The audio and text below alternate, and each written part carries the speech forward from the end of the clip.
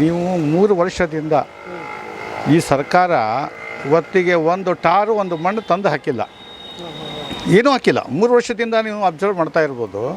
ಇವ್ರ ಗ್ಯಾರಂಟಿ ಹಣದಿಂದ ಏನೂ ಆಗ್ತಾಯಿಲ್ಲ. ಒಂದು ಆಶ್ರಯ ಮನೆಗೆ ಇದೆಲ್ಲ ಲೇಬರ್ ಕಾಸ್ಟ್, ಇವ್ರಿಗೆ ಒಂದು ಮನೆ ಸಿಗ್ತಾ ಇಲ್ಲ, ಒಂದು ಮನೆ ಇಲ್ಲ. ಇಷ್ಟು ಎಲ್ಲಗಳ ತೊಂದರೆಗಳು ಏನಿಲ್ಲ. ನಾವು ಇನ್ಸಿಯಲ್ ಇವತ್ತಿಗೆ ಬೇಸಿಕ್ಕಾಗಿ ಬೇಕಾದಂಥ ವಸ್ತುಗಳು ಸಿಗ್ತಾ ಇಲ್ಲ ಅಂದಾಗ ಈ ಸರ್ಕಾರ ತೊಗೊಂಡು ಏನು ಮಾಡಬೇಕು? ಹಾಂ, ಅದಕ್ಕೆ ಇಲ್ಲಿ ಲೋಕಲ್ ರೂಟ್ ಏನಾಗಿದೆ, ಬಜಾರ್ ಎಲ್ಲ ಸ್ಲಿಪ್ಟ್ ಆಗಿದೆ. ಆ ಕಡೆ 3 ಕಡೆ ಆಗಿ ಒಂದೇ ಅದು ಮಾರ್ಕೆಟ್ ಇಲ್ಲ, ನಿಜವಾದ ಮಾರ್ಕೆಟ್ ಇಲ್ಲ. ಇವರು ಏನು ನಮ್ಮ ಚರಂದ್ರ ಬಿಟ್ಟವರು ತಮ್ಮ ಆಡಳಿತ ಅವಧಿಯಲ್ಲಿ ಏನು ಹಣ ತಂದು ಹಾಕಿದ್ರು ಮುಂದೆ ಅದಕ್ಕೆ ಏನೂ ಇಲ್ಲ, ಅದೇ ಹಣವನ್ನು ಮಾಡ್ತಾಯಿದ್ದಾರೆ ಇವರು. ಇದೇ ಎಲ್ಲ ರಾಜಕೀಯ ಗಿಮಿಕ್. ತಂದೆ ವೈದ್ಯಕೀಯ ಕಾಲೇಜ್ ಈಗ ತೊಗೊಂಬಂದರು, ಮೊದಲಿಗೆ ತರಲೇ ಇಲ್ಲ ಅದನ್ನೇ. ಎಷ್ಟು ಗುದ್ದಾಡಿದರು, ತರಲೇ ಇಲ್ಲ, ಈಗ ತರ್ತಾ ಇದ್ದಾರೆ. ಅಲ್ಲ, ಈ ಥರ ಈ ಒಂದು 160ರಿಂದ 200 ಸಂಸ್ಥೆ ನಡೆಸ್ತಾರೆ ಅವರು. ಒಂದು ಸರ್ಕಾರ ಇದ್ದಂಗೆ ವೀರಣ್ಣ ಚರಂತಿಮಠ ಅವರು, ಚರಂತಿಮಠ ಹಿರಣ್ಣವರು ಒಂದು ಸರ್ಕಾರ ಇದ್ದಂಗೆ ಅವ್ರದ್ದು. 100 ಅವ್ರು ಇದ್ದಾಗ 45 ಸಂಸ್ಥೆಗಳಿದ್ದು 160 ಸಂಸ್ಥೆ ಮಾಡಿದ್ದಾರೆ ಅವರು. ಅವ್ರಿಗೆ ವೈಯಕ್ತಿಕವಾಗಿಕ್ಕಿಂತ ಜನದ ಬಗ್ಗೆ ಐತಿ, ಅವ್ರ ಸ್ವಭಾವದ ಬಗ್ಗೆನೂ ಸ್ವಲ್ಪ ಜನರಿಗೆ ಭಿನ್ನಾಭಿಪ್ರಾಯ ಇರ್ಬೋದು. ಆದರೆ ಕೆಲಸದ ವಿಷಯದಲ್ಲಿ ಅವ್ರ ಬಗ್ಗೆ ಏನೂ ತೆಗಿಯೋಂಗಿಲ್ಲ. ನೇರವಾಗಿ ಹೇಳ್ತಾರೆ, ಕೆಲಸ ಮಾಡಿಕೊಡ್ತಾರೆ. ಯಾವುದು ಭ್ರಷ್ಟಾಚಾರ ಇಲ್ಲ ಅವ್ರ ಕಡೆಯಿಂದ. ಸಿಂಪಲ್ಸಿಟಿ, ಸರಳತೆ ಮನುಷ್ಯ ಬರಬೇಕು. ಬಂದಾಗೆ ಮಾತ್ರ ಬಾಲ್ಕೋಟೆ ಮತ್ತೆ ಉದ್ಧಾರ ಆಗುತ್ತೆ. ಇಲ್ಲಾಂದರೆ ಇದು ಬಾಲ್ಕೋಟೆ ಈಗ ಪೂರ್ತಿ ಅವನತಿ ಪರಿಸ್ಥಿತಿಗೆ ಬಂದಿದೆ. ವ್ಯಾಪಾರಸ್ಥರಿಗೆಲ್ಲ ಭಾಳ ತೊಂದರೆ ಆಗಿದೆ. ವ್ಯಾಪಾರಗಳೆಲ್ಲ ಹಳ್ಳಿ ಜನ ಬರ್ತಾ ಇಲ್ಲ ಇಲ್ಲಿ. ಅದಕ್ಕೆ ಸುಧಾರಣೆ ಆಗಬೇಕು ಸರ್. ಸಿಟಿ ಸಮಸ್ಯೆನಾ ಅಥವಾ ಗ್ರಾಮೀಣ ಭಾಗದಲ್ಲಿ ಮೇಟಿಯವರಿಗೆ ಭಾಳಷ್ಟು? ಗ್ರಾಮೀಣ ಭಾಗದಲ್ಲಿ ನೋಡ್ರಿ, ಅವ್ರಿಗೆ ಅನುಕಂಪದ ಮೇಲೆ ಬರ್ತಾ ಇರೋದು ಅಷ್ಟೇ. ಅವರು ಅನುಕಂಪ ಮೇಟಿಯವ್ರದ್ದೇನು ಒಳ್ಳೆ ಜನ, ಅವರು ಏನು ತಮ್ಮ ಒಳ್ಳೆತನ ಸ್ವಭಾವದಿಂದ ಇರ್ಬೋದು. ಆದರೆ ಅಭಿವೃದ್ಧಿ ಬಗ್ಗೆ ಅವ್ರಿಗೆ ಅಷ್ಟು ಈಗ ಚೇಂಜ್ ಆಗುತ್ತೋ ಭಾರತದ ಬಗ್ಗೆ ಅವ್ರಿಗೆ ಅಲ್ಲಿ ಹೋಗ್ತಾ ಇಲ್ಲ. ಅವರು ಹಳ್ಳಿ ಗ್ರಾಮೀಣ ಮಟ್ಟದಾಗ ಏನು ಕೊಡಬೇಕು ಅನ್ನೋದು ಅವ್ರಿಗೆ ಇನ್ನೂ ಈಗ ಹಳೆ ಜನ್ರೇಷನ್ ಇರೋದ್ರಿಂದ ಅವ್ರಿಗೆ ಬದಲಾವಣೆ ಮಾಡೋಕ್ಕಾಗ್ತಾಯಿಲ್ಲ. ಈಗ ನೋಡಿ, ಎಲ್ಲೇ ಈ ಗ್ರಾಮೀಣ ಮಟ್ಟದಲ್ಲಿ ಎಲ್ಲ ಕಡೆ connectivity is the city connectivity. ನಮ್ಮ ವಾಜಪೇಯಿಯಿಂದ ಇದು ಕಾನ್ಸೆಪ್ಟ್ ಇದ್ದದ್ದು. ಇವತ್ತಿಗೆ ಏನು ಮಾಡಿದ್ದಾರೆ ಸರ್ ಇವರು? ಇವರಿಗೆ ಒಂದು ಹೈವೇ ಕನೆಕ್ಟ್ ಮಾಡಿದ್ದಾರೆ, ಒಂದು ಸಿಟಿ ಕನೆಕ್ಟ್ ಮಾಡಿದ್ದಾರೆ.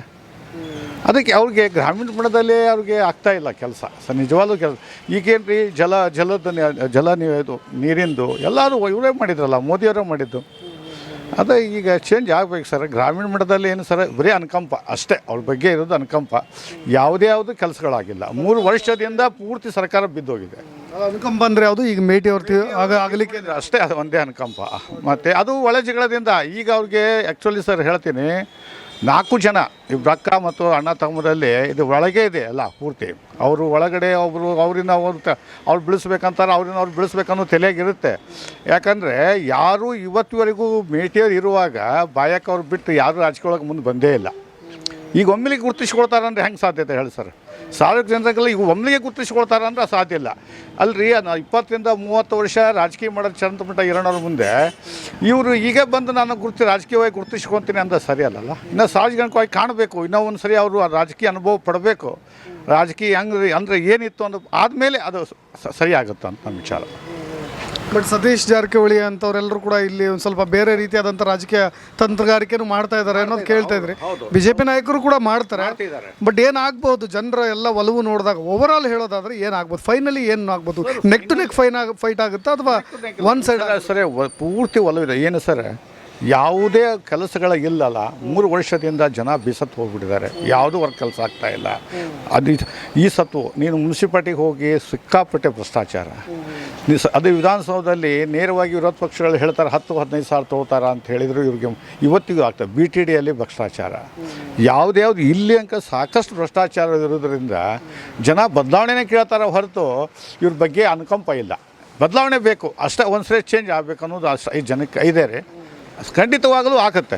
ಆದರೆ ನೆಕ್ಕದಂಗಿಲ್ಲ. ಆದರೆ ಈ ಸರಿ ಬಹುಮತ ನನ್ನ ಅಂದಾಜು 10ರಿಂದ 15 ಸಾವಿರ ಲೀಡಾಗೇ ಬರ್ತಾರೆ. ಚರಂತಿಮಠ ಹಿರಣ್ಣವ್ರು ಬರ್ತಾರೆ. ಅವ್ರದ್ದೇನು ಕೆಲಸ ಸರ್, ಅವರು ಒಳ್ಳೆ ವರ್ಕ್ ಮಾಡಿದ್ದಾರೆ. ಅವ್ರಿಗೆ ಜನಕ್ಕೆ ಕೆಲಸ ತೋರಿಸಿ ತೊಗೊಳ್ತಾರೆ ಹೊರತು ಅವರು ಬಾಯಿ ಮತ್ತಿಂದ ಹೇಳೋ ಜನ ಅಲ್ಲ. ಕೆಲವೊಂದು ಸರಿ ಕಾಂಗ್ರೆಸ್ ಅಂದ ತಕ್ಷಣ ಅಲ್ಪಸಂಖ್ಯಾತ ಮತಗಳೆಲ್ಲೂ ಒಗ್ಗಟ್ಟಾಗ್ಬಿಡ್ತವೆ.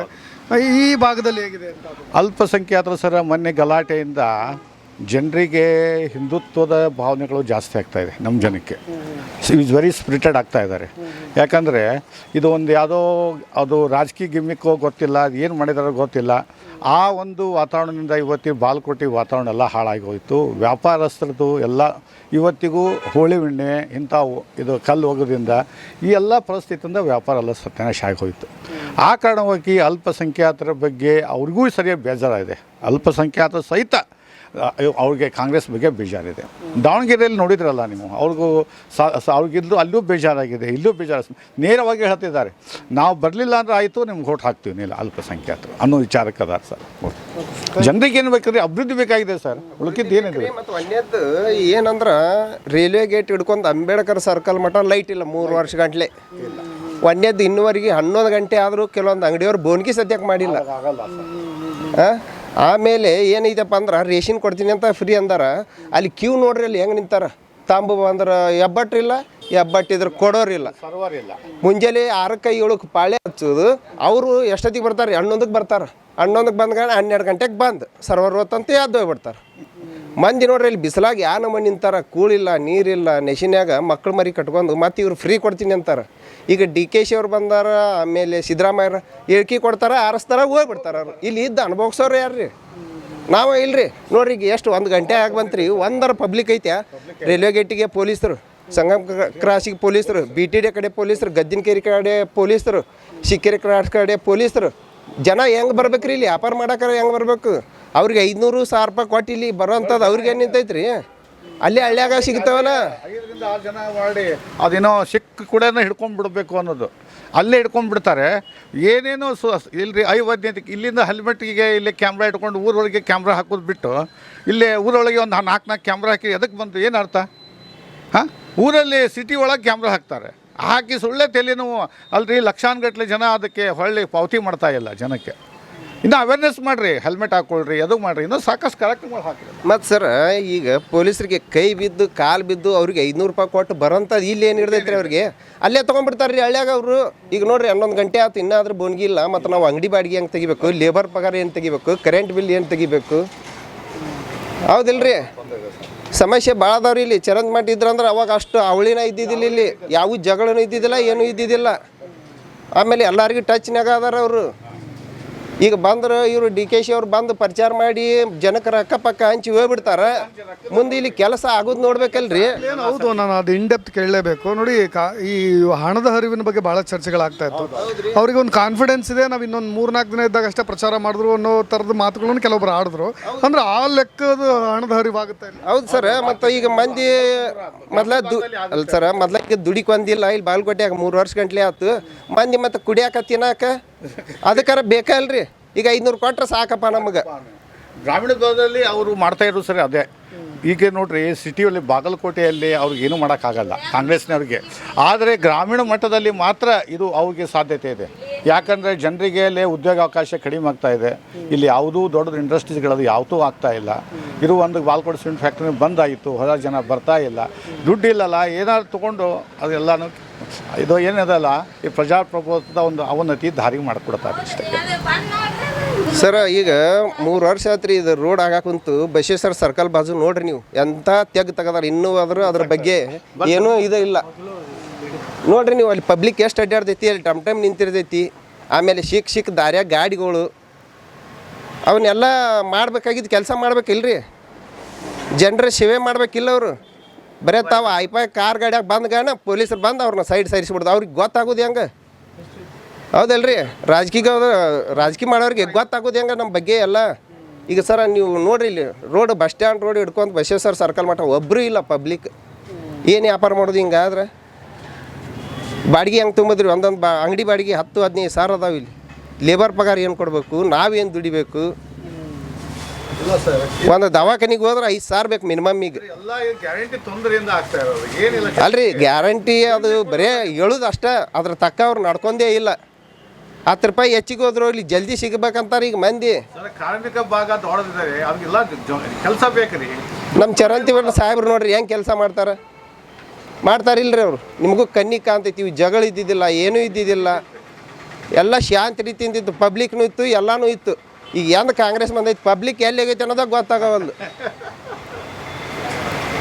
ಇಲ್ಲ ಸರ್ ಅವ್ರದ್ದು ಎಲ್ಲ ಈಗ ಸರ ನವನಗರ ಹೋಗಿ ನೋಡ್ರಿ ನೀವು, ಒಂದು ರೋಡ್ ಸರಿ ಇಲ್ಲ, ಒಂದು ಏನೇನೂ ಸರಿ ಇಲ್ಲ, ಬರೀ ಜಗಳ ಗಾಂಜಾ ಜಗಳ ಬರೀ ಇವ ನಡೆದ್ಬಿಟ್ಟ. ಗಾಂಜಾ ಜಗಳ ಬರೀ ಮಂತ್ಲಿ ಕೊಡೋದು, ಮುಂದೆ ದುಡ್ಕೊಂಡು ತಿನ್ನೋರು ಗತಿ ಹೆಂಗೆ ರೀ? ಬರೀ ಇದನ್ನ ಮಾಡ್ಕೊಂತ ಹೋದ್ರೆ ಸರ್ ನೋಡಿ, ಕೆಲಸಗಳಾಗಿಲ್ಲ ಅನ್ನೋ ಪ್ರಮುಖ ಕಾರಣಗಳನ್ನೇ ಇಟ್ಕೊಂಡು ಚರಂತಿಮಠ ಅವರು ಚುನಾವಣಾ ಪ್ರಚಾರವನ್ನು ಕೂಡ ಮಾಡ್ತಾ ಇದ್ದಾರೆ. ಕೆಲಸಗಳಾಗಿಲ್ವಾ ಅಥವಾ ಅದು ನಿಜಕ್ಕೂ ಕೂಡ ಆ ಥರದೊಂದು ಕೊರತೆ ಇಲ್ಲಿ ಎದ್ದು ಕಾಣ್ತಾ ಇದೆ, ಅಥವಾ ಈ ಫೈಟ್ ಏನಿದೆ ಈ ಬಾರಿ ಬೈ ಎಲೆಕ್ಷನ್ ಯಾರಿಗೆ ಸಿಗಬಹುದು ವಿಜಯ ದುಂದುಬಿ? ನಮಗೆ ಅನಿಸೋ ಮಟ್ಟಿಗೆ ಈಗ ಹೋದ ಸರಿಯದ ಇಲೆಕ್ಷನ್ದೊಳಗೆ ಚರಂತಿಮಠ ಅವರು ಸೋತಿದ್ದಾರೆ. ಆ ಕಾರಣದಿಂದಾಗಿ ಇಲ್ಲಿ ಬಾಗಲಕೋಟೆಯಲ್ಲಿ ಸಾಕಷ್ಟು ಕೆಲಸಗಳು ಹಾಗೇ ಉಳಿದಾವೆ. ಅವರಿದ್ದಾಗ ಕೆಲಸಗಳು ಆಯಿತು, ಮತ್ತು ಊರ ಅಭಿವೃದ್ಧಿ ಆಯಿತು, ಊರಿನ ಬಗ್ಗೆ ಅಭಿಮಾನ ಆಯಿತು, ಅವ್ರಿಗೆ ಭಾಳ ಇತ್ತು. ಈಗ ಏನಾಗಿದೆ, ಅವ್ರು ಆರಿಸಿ ಬರಲಾದ ಕಾರಣ ಎಲ್ಲ ಏನಾಗ ಹೆಲ್ಡಪ್ ಆಗಿಬಿಟ್ಟಾವ. ಬಿ ಟಿ ಡಿ ಕೆಲಸಗಳು ಹೆಲ್ಡಪ್ ಆಗ್ಯಾವ, ಊರಿನ ಕೆಲಸಗಳೇ ಹೆಲ್ಡಪ್ ಆಗ್ಯಾವ. ಆನಂತರ ಈಗ ಈ ಸರಿ ಅವರು 100ಕ್ಕೆ 110 ಬರ್ತಾರೆ ಅನ್ನೋದು ನಮಗೆ ಭರವಸೆ ಅದ. ಚರಂತಿಮಠ ಅವರು ಆರಿಸಿ ಬರ್ತಾರೆ 100ಕ್ಕೆ 110 ಅದು. ಆದ್ರೆ ಮತ್ತು ಜನರು ಈ ಸರಿ ಹೆಚ್ಚಿನ ಅಭಿಪ್ರಾಯ ಅವ್ರಿಗೆ ಕೊಟ್ಟಾರೆ. ಒತ್ತು ಹಳ್ಳಿಗಳಲ್ಲಾಗಲಿ ಸಿಟಿಗಳಲ್ಲಾಗಲಿ. ಆನಂತರ ಈಗ ಹೆಚ್ಚು ಈ ಕಾಂಗ್ರೆಸ್ ಸರ್ಕಾರ ಮಾಡಿದ್ದ 5 ಪಂಚ ಯೋಜನೆಗಳು ಜನರಿಗೆ ಎಲ್ಲ ಏನಾಗಿಬಿಟ್ಟದ ಅಂತಂದ್ರೆ ತಲೆ ಹೆಡ್ಡೇಕ್ ಆಗಿಬಿಟ್ಟದ. ಯಾಕಾರ ಮಾಡ್ಯಾರಪ್ಪ ಇವರು, ಜನರಿಗೆ ಬೇಜಾರಾಗ್ಯದ. ಅದನ್ನು ತಿಳ್ಕೊಂಡು BJP ಬರ್ಬೋದು ಅನ್ನೋದು ನಮ್ಮ ಇಡೀ ಎಲ್ಲ ಬಾಗಲಕೋಟೆಯವ್ರ ಉದ್ದೇಶ, ಮತ್ತೇನಿಲ್ಲ. ಕಳೆದ ಬಾರಿ ಅವ್ರು ಸೋತಿದ್ರು ಅನ್ನೋ ಅನುಕಂಪದ ಮೇಲೆ ಚರಂತಿಮಠ ಅವ್ರು ಗೆಲ್ತಾರೆ, ಅಥವಾ ಕೆಲಸಗಳಾಗಿಲ್ಲ ಅನ್ನೋ ಕಾರಣಕ್ಕೆ ಅವ್ರು ಗೆಲ್ತಾರೆ? ಕೆಲಸ ಆಗಿಲ್ಲ ಅಂತೂ ಗೆಲ್ತಾರೆ. ಮತ್ತು ಒಳ್ಳೆ ಏನಪ್ಪ ಅನುಕಂಪ ಆದಾರಂತಲ್ಲ. ಹೋದ ಸರಿ ಇವರು 10,000ರಿಂದ ಬಿದ್ದಾರೆ. ಈ ಸರಿ ಬರಬಹುದು, ಅನುಕಂಪ ಏನಿಲ್ಲ, ಬರಬಹುದು, ಇವರೇ ಬರ್ತಾರೆ ಅನ್ನೋದು ನಮ್ಗೆ ಗ್ಯಾರಂಟಿ ಅದು. ಜೊತೆಗೆ HOMT ಅವ್ರ ಕೆಲಸಗಳು ಮಾಡಿಲ್ವಾ ಸರ್? ಇಲ್ಲಿ ಮಾಡಿದ್ದಾರೆ, ಅವ್ರಿಗೆ ಎಷ್ಟು ಮಾಡಬೇಕಾಗಿದೆ ಅಷ್ಟು ಮಾಡಿದ್ದಾರೆ. ಆದರೆ ಸರ್ಕಾರ ಅಲ್ಲಿ ಅದಪ್ಪ ಅಂತಂದ್ರು ಬಾಗಲಕೋಟೆಯಲ್ಲಿ ಹೆಚ್ಚು ಒತ್ತು ಕೊಟ್ಟಿಲ್ಲ, ಹಿಂಗಾಗ್ಯದ, ಮತ್ತೇನಿಲ್ಲ. ಅವರು ಬಂದಿದ್ದಾರೆ, ಅವ್ರ ಕಡೆಯಿಂದ ಏನಾಗಬೇಕು ಅಷ್ಟು ಸಾಮಾನ್ಯ ಕೆಲಸ ಆಗ್ಯಾವ. ಇವ್ರು ಸತತ 4 ಬಾರಿ ಆರಿಸಿ ಬಂದಾರಲ್ಲ, ಬಂದಾಗಿನ ಅಭಿವೃದ್ಧಿನೇ ಬೇರೆ, ಇವರು ಒಂದು ಸರಿ ಆರಿಸಿ ಬಂದಾಗಿನ ಅಭಿವೃದ್ಧಿನೇ ಬೇರೆ ಆಗ್ತದೆ. 3 ಬಾರಿ ಶಾಸಕರಾಗಿದ್ದಾರೆ ಇವರು. 3 ಬಾರಿ, ಹೌದು. ಅಂದರೆ ಇವ್ರಿಗಿಂತಲೂ ಜಾಸ್ತಿ ಕೆಲಸ ಮಾಡಿದ್ದಾರೆ ಸಾಕಷ್ಟು. ನಮ್ಮ ಬಾಗಲಕೋಟೆ ಅಭಿವೃದ್ಧಿ ಆಗ್ಬೇಕಾದ್ರೆ ಚರಂತಿಮಠದವರೇ ಕಾರಣ, ಉಳಿದವ್ರು ಯಾರು ಇಲ್ಲ. ಬೇಕಾದವ್ರು ನೀವು ಸಣ್ಣ ಮಗುವಿನಿಂದ ಕೇಳ್ಕೊಳ್ರಿ, ಚರಂತಿಮಠನೇ ಅಂತಾರೆ, BJPನೇ ಅಂತಾರೆ. HOMT ಅವರ ಅಗಲಿಕೆ ಒಂದು ಅನುಕಂಪ, ಜೊತೆ ಆಡಳಿತಾರೂಢ ಕಾಂಗ್ರೆಸ್ಸೇ ಇರೋದ್ರಿಂದ ಪ್ಲಸ್ ಸಣ್ಣ ಪುಟ್ಟ ನಡೆದಾವ ಕೆಲಸಗಳು ನಡೆದಾವ. ಅಲ್ಲ ನಡೆದಿರೋದ್ರ ಬಗ್ಗೆ ಹೇಳ್ತಲ್ಲ ನಾನು, ಬಟ್ ಆಡಳಿತಾರೂಢ ಕಾಂಗ್ರೆಸ್ ಇದೆ ಅನ್ನೋ ಕಾರಣಕ್ಕೆ ಜಾಸ್ತಿ ಹೆಚ್ಚು ಪ್ಲಸ್ ಆಗುತ್ತೆ ಅವ್ರಿಗೆ, ಪಾಸಿಟಿವ್ ಜಾಸ್ತಿ ಇರುತ್ತೆ ಅಂತ. ಇರ್ಬೋದು, ಇಲ್ಲಂತಲ್ಲ. ನಾವು ಜನರು ಮೊನ್ನೆ ನಾಮಿನೇಷನ್ ಕೊಡೋದು ಉದ್ದೇಶ ನೋಡಿದರೆ ಇದೇ ಆಗ್ಬೋದು ಅನ್ನೋದು ನಮ್ಗೆ. ಆದರೆ ಅನುಕಂಪದ ಮೇಲೆ ಆಗ್ಬೋದು ಬಿಡ್ಬೋದು, ನಾವು ಹೆಂಗೆ ಹೇಳ್ಬೋದು? ಕಾಂಗ್ರೆಸ್ ಆಗ್ಬೋದು ಬಿಡೋದು ನಾವು ಹೆಂಗೆ ಹೇಳ್ಬೋದು? ಯಾಕೆ ನಾವು ಗಟ್ಟ BJPನೇ, ನಾವು BJP ಆಗ್ತದೆ ಅಂತಲೇ ಹೇಳೋರು, ಮತ್ತೇನಿಲ್ಲ. ಮುಸಲ್ಮಾನರು ಯಾವ ಕಡೆ ಒಲವಿದೆ? ಅಲ್ಲಿ ಅವ್ರ ಕಡೆನೂ BJP ಕಡೆನೂ ಇದೆ, ಇವ್ರ ಕಡೆನೂ ಇದೆ. ಆದರೆ ಅಲ್ಲಿ ಒಳಗಡೆ ಹೋದಾಗ ಯಾರು ಹಾಕ್ತಾರೆ ಅನ್ನೋದು ಯಾರಿಗೆ ಗೊತ್ತಾಗ್ತದೆ ಸರ್? ಈಗ ಒಳ್ಳೆ ತೋರಿಸ್ತಾರೆ, ನಮ್ಮ ಚರಂತಿಮಠ ಸಾಹೇಬ್ರೆ ಕೆಲಸ ಮಾಡ್ಯಾರಪ್ಪ ಅಂತೇಳಿ ಮೊನ್ನೆ ಒಂದು 2-3 ಟಿವಿಗಳಲ್ಲಿ ಆಗಲಿ ಮೊಬೈಲಲ್ಲಿ ಆಗಲಿ ಬಿಟ್ಟಿದ್ರು. ಇವರೇ ಮುಸಲ್ಮಾನರೇ ಮಾತಾಡ್ಯಾರ, ಯಾರು ಹಿರಿಯ ನಾಗರಿಕರು ಮಾತಾಡ್ಯಾರ. ಏನಂತ ಚರಂತಿಮಠದವ್ರು ಇದ್ದಾಗ ಊರ ಅಭಿವೃದ್ಧಿ ಆಕ್ಕಿತ್ತು, ಬಜಾರ್ ಎಲ್ಲ ಇದಾಕಿತ್ತು ಅಂತಂದು ಅವರೇ ಅಂದಾರ. ಮತ್ತು ಒಳಗಡೆ ಹೋಗಿ ಓಟ್ ಏನೋ BJPಗೆ ಹಾಕ್ತಾರೋ ಕಾಂಗ್ರೆಸ್ ಹಾಕ್ತಾರೆ ನಾವು ಹೆಂಗೆ ಹೇಳ್ಬೋದು ಸರ್? ಅವರಲ್ಲಿನೂ ಐತಿ ಯಾರು ಅವ್ರವ್ರ ಇದ್ರ ವೈಯಕ್ತಿಕ ಬಗ್ಗೆ. ಇದು ಮತದಾನ ಅಂದರೆ ಇದು ತೋರಿಕೊಡೋದಲ್ಲ, ವೈಯಕ್ತಿಕ. ಅವ್ರು ಬೇಕಾದವ್ರಿಗೆ ಮಾಡ್ಬೋದು, ಸಾಕಾದವ್ರಿಗೆ ಬಿಡ್ಬೋದು. ಹಿಂಗೆ ಅವರಲ್ಲಿ ಈಗ ಮುಸಲ್ಮಾನರಿದ್ದಾರೆ BJPಗೆ ಹಾಕಂಗಿಲ್ಲ ಅಂತ ನಾವು ಹೇಳೋಕ್ಕಾಗಂಗಿಲ್ಲ, ಹಾಕ್ಬೋದು. ಚರಂತಿಮಠ ಅವರು ನೇರ ನುಡಿ ನಿಷ್ಠುರವಾದಿಗಳು, ಸ್ಟ್ರೈಟ್ ಹಿಟ್ ಅವರು ಅಂತ ಎಲ್ಲರದ್ದು ಒಂದು ವಾದ ಇದೆ, ಮಾತುಗಳು ಇಲ್ಲಿ ಜನಜನಿತ ಮಾತು. ಜೊತೆಗೆ ಈ ಕೋಮು ಸಂಘರ್ಷಗಳನ್ನು ಅವ್ರು ಹೇಗೆ ಹ್ಯಾಂಡ್ಲ್ ಮಾಡ್ತಾರೆ ಅಂತ, ಒನ್ ಸೈಡ್ ಆಗಬಾರ್ದು, ಬಯಾಸ್ಡ್ ಆಗಬಾರ್ದು. ಕೋಮು ಸೌಹಾರ್ದತೆ ಇದು ಸರ್ ನಮ್ಮಲ್ಲೇ ಹೀಗೆ ಅಂತಲ್ಲ. ಇದು 20 ವರ್ಷದಿಂದ, ನನಗೆ 60 ವರ್ಷ ಆದ್ರೂ ನಾವು ಇಲ್ಲಿ 40 ವರ್ಷದಲ್ಲಿ ಇದು ಕೋಮು ಇದೇ ಐತಿ, ನಮ್ಮ ಬಾಗಲಕೋಟೆಯಲ್ಲೇ ಇದೇ ಇದೆ. ಇದು ಸಣ್ಣಗೆ ಯಾವಾಗಾರ 5 ವರ್ಷ 10 ವರ್ಷ ಇರೋದೇನೇ. ಅದನ್ನು ಹೊಂದಾಣಿಕೆ ಮಾಡ್ಕೊಂಡು ಹೋಗೋದು ಚರಂತಿಮಠವರಲ್ಲಿ ಐತಿ. ಯಾಕಂದ್ರೆ ಅವರಲ್ಲಿ ಹಿರಿಯರನ್ನು ಕರೆದು, ನಮ್ಮಲ್ಲಿ ಹಿರಿಯರು ಕರೆದು ಒಂದೇನೋ ಸಂಧಾನ ಮಾಡಿ ಅದಕ್ಕೆ ಇದನ್ನು ರಾಜಿ ಮಾಡ್ತಾರೆ. ಆದರೆ ಇದೇ ಮುಂದುವರಿತಿರಂಗಿಲ್ಲ. ಯಾವುದೋ ಒಂದು ಸಣ್ಣ ಕ್ಷುಲ್ಲಕ ಹುಡುಗ ಮಾಡಿರ್ತದೆ, ಅದನ್ನೇ ದೊಡ್ಡದು ಮಾಡೋಂಗಿಲ್ಲ ಅಷ್ಟೇ. ಇದು ಸಂಧಾನಕ್ಕೆ ಹೋಗೋದಿರ್ತದೆ, ಇದರಲ್ಲಿ ಜಾತಿ ಭೇದ ಏನು ಇರೋಂಗಿಲ್ಲ. ಉಮೇಶ್ ಮೇಟಿ ಅವರು ಅದರಲ್ಲಿ ತುಂಬ ಹಿಂದುಳಿದಾರೆ ಅಂತ ಹೇಳ್ತಾರೆ. ಇದರಲ್ಲಿ ಕೋಮು ಸೌಹಾರ್ದ ವಿಚಾರದಲ್ಲಿ ಅವರು ಈಗಲ್ಲ ಸರ್, ಅವರು ಈಗಲ್ಲ. ಈ ದಿನ ಅವ್ರ ತಂದೆಯವರು ಇದ್ರಲ್ಲ, ಅವ್ರ ತಂದೆಯವರು ಶಾಸಕರಿದ್ದಾಗ ಇವ್ರು ಏನೋ ಅದನ್ನು ಮಾಡೋಕ್ಕಾಗ್ತಿರಂಗಿಲ್ಲ. ಇನ್ಮೇಲೆ ಅವ್ರದ್ದು ಏನನ್ನೋದು ಗೊತ್ತಾಗ್ತದೆ. ಉಮೇಶ್ ಅವರು ಈಗ ರಾಜಕೀಯದಲ್ಲಿ ಇಳಿದಾರೆ, ಅವ್ರದ್ದು ನಾವು ಹೆಂಗೆ ಹೇಳೋಕ್ಕಾಗ್ತದೆ? ಒಂದು ಸರಿ ಅದರೊಳಗೆ ಇಳಿದ್ರಪ್ಪ ಅಂದರೆ ಅವರಲ್ಲಿ ಮುಂದೆ ಅವ್ರೇನು ಅಭಿವೃದ್ಧಿ ಮಾಡ್ತಾರೋ ಏನೇನು ಮಾಡ್ತಾರೋ ಅವಾಗ ನಮ್ಗೆ ಗೊತ್ತಾಗ್ತಿರಲ್ಲ. ಅಲ್ಲ ಆ ಒಂದು ಉದ್ದೇಶಗಳಾದ್ರೂ ಇದೆಯಾ ಅಂತ ಅನ್ಸುತ್ತಾ ನಿಮಗೆ? ಇದೆ ರೀ, ಅವರಲ್ಲಿ ಇರ್ತದೆ ಕೆಲ್ಸಗಳು ಕೆಲಸ ಮಾಡೋದು ಇರಬೇಕು ಸರ್. ಒಂದು ಶಾಸಕರಾಗಿ, ಅದು ಒಂದು ಜಿಲ್ಲಾ ಶಾಸಕರಾಗಿ ಯಾವುದೇ ಕಾರ್ಯಕ್ರಮಗಳನ್ನು ಅಭಿವೃದ್ಧಿ ಮಾಡಲೇಬೇಕಾಗ್ತದೆ. ಯಾಕೆ ಮಾಡ್ಲಿಕ್ಕೆ ನನಗೆ ಆಗಂಗಿಲ್ಲಪ್ಪ, ನಂಗೆ ಆಗಂಗಿಲ್ಲ ಅಂತ ಹೇಳಕ್ಕೆ ಬರೋಂಗಿಲ್ಲ, ಮಾಡಲೇಬೇಕು. ಅದೇನು ಈಗ ಹೊಸದಾಗಿ ಅವ್ರು ರಾಜಕೀಯಗಳಿದ್ದಾರೆ, ಅವ್ರ ಉದ್ದೇಶಗಳು ಏನಿದಾವೆ ನಮ್ಗೆ ಹೆಂಗೆ ಗೊತ್ತಾಗಬೇಕು? ಆರಿಸ್ ಒಂದಿಂದ ಗೊತ್ತಾಗೋದಲ್ಲ ಸರ್. ಓಕೆ, ಆದರೆ ಈ ಅಧಿಕಾರದ ದಾಹ ಇದೆಯಲ್ಲ, ಕುಟುಂಬದವರಿಗೆ ಸಿಗಬೇಕು, ಕುಟುಂಬದವರೇ ನಾವು ರಾಜಕಾರಣ ಮಾಡಬೇಕು ಅನ್ನೋ ಇದೆಲ್ಲವೂ ಒಂಥರ ಅಧಿಕಾರ ದುರಾಸೆಯಿಂದನೇ ಮಾಡ್ತಾ ಇರೋದು ಅನ್ನೋ ಚರ್ಚೆಗಳು ಬಂದ ಸರ್. ಅದು ಒಂದು ಕಡೆ ಸಮಾಜದ ಅಭಿವೃದ್ಧಿ, ಒಂದು ಕಡೆ ಒಲವಿದ್ರೂ ಸಹಿತ ಇನ್ನೊಂದು ಕಡೆ ಸ್ವಹಿತಾಸಕ್ತಿನೂ ಅಡಗಿದೆ ಅನ್ನೋ ಥರ ಇದೆ ಸರ್, ಇದೆ ಸ್ವ ಇಚ್ಛಾಶಕ್ತಿನೂ ಇದೆ. ಮತ್ತು ಯಾಕಂತಂದ್ರೆ ಈಗ ಹೇಳಕ್ಕೆ ಬರೋಂಗಿಲ್ಲ, ಹೆಂಗೆ ಗೊತ್ತಾ, ಇದು ಪರಂಪರೆ ಒಂದು ವಂಶ ಅಂತಾರಲ್ಲ. ಈಗ ಇಂದಿರಾ ಗಾಂಧಿ ಮನೆತನಲ್ಲಿದ್ದ ಹೆಂಗೆ ಬಂದಾವಲ್ಲ ಎಲ್ಲ, ಗಾಂಧಿ ಮನೆತನಲ್ಲಿದ್ದ ಈಗ ರಾಜೀವ್ ಗಾಂಧಿ, ಅದು ಇಂದಿರಾ ಗಾಂಧಿ ಎಲ್ಲ ಅವ್ರ ಮಕ್ಕಳು, ಅದ್ರ ಪ್ರಿಯಾ, ಹಿಂಗೆ ಮತ್ತು ವಂಶ ಪರಂಪರೆ ಒಬ್ಬರು ರಾಜಕೀಯವ್ರು ಹೇಳಿದ್ರೆ ಅಂದ್ರೆ ಅದು ಹಂಗೆ ಹೋಗೋದೇನೇ. ನಾವು ನಮ್ಮೊಳಗೆ ಒಬ್ಬರು ಯಾರು ನಿಂದಿರ್ಬೇಕಪ್ಪ, ನಾವು MLA ಆಗ್ಬೇಕು, ಶಾಸಕರು ಆಗ್ಬೇಕಪ್ಪ, ಅಭಿವೃದ್ಧಿ ಮಾಡಬೇಕಪ್ಪ ಅನ್ನೋದು ಅವರಲ್ಲಿ ಮನೋಭಾವನೆ ಹುಟ್ಟುತ್ತದೆ ಸರ್, ಅದು ಸ್ವಾಭಾವಿಕ. ಅದು ಓಕೆ, ಯಾರೇ ಗೆದ್ರು ಎಷ್ಟು ಅಂತರ ಇರ್ಬೋದು ಸರ್? ಯಾರೇ ಗೆದ್ರೂ 5,000 to 10,000 ಗೆದ್ದಿ ಸರ್. ಅವರಾದರೂ ಅಷ್ಟೇ, ಇವರಾದರೂ ಅಷ್ಟೇ. ಬೇಕಾದ್ರೆ 5,000 to 10,000 ತನಕ ಗೆಲ್ಬೋದು. ಈಗ ನಮ್ಮ BJP ಗೆಲ್ತದಂತೂ ನಾವು ಅದನ್ನೇ ಹೇಳ್ಬೋದು, ಕಾಂಗ್ರೆಸ್ ಗೆಲ್ತದಂತೂ ಹೇಳ್ಬೋದು. 5,000 to 10,000, 50,000 ಗಂಟಲೆ ಲೀಡ್ ಗಂಟಲೆ ಯಾರೂ ಬರಲ್ಲ. ವಿಶ್ವಾಸದಿಂದ ಹೇಳೋ ಥರ ಅಂತೂ ವಾತಾವರಣ ಇಲ್ಲ ಇಲ್ಲಿ, ಇಂದೇ ಪಕ್ಷ ಗೆಲ್ಲುತ್ತೆ ಅಂತ ಎಲ್ಲ ಕಾನ್ಫಿಡೆನ್ಸ್ ಆಗಿ ಹೇಳುವಂಥ ವಾತಾವರಣ ಇಲ್ಲ. ಕಾನ್ಫಿಡೆನ್ಸ್ ನಮಗೆ BJP ಗೆಲ್ತದನ್ನು ನಮಗೆ ಪಕ್ಕ 100ಕ್ಕೆ 100 ಕಾನ್ಫಿಡೆನ್ಸ್ ಅದ. ಅದು ಇತರೆ ಅವ್ರು ಹೆಂಗೆ ಮಾಡ್ತಾರೋ ನಮ್ಗೆ ಗೊತ್ತಿಲ್ಲ. ನನ್ನ ವೈಯಕ್ತಿಕವಾಗಿ ಇದು ಗೆಲ್ತದ, ಇದನ್ನು ನಾ ಹೇಳ್ಬೋದು.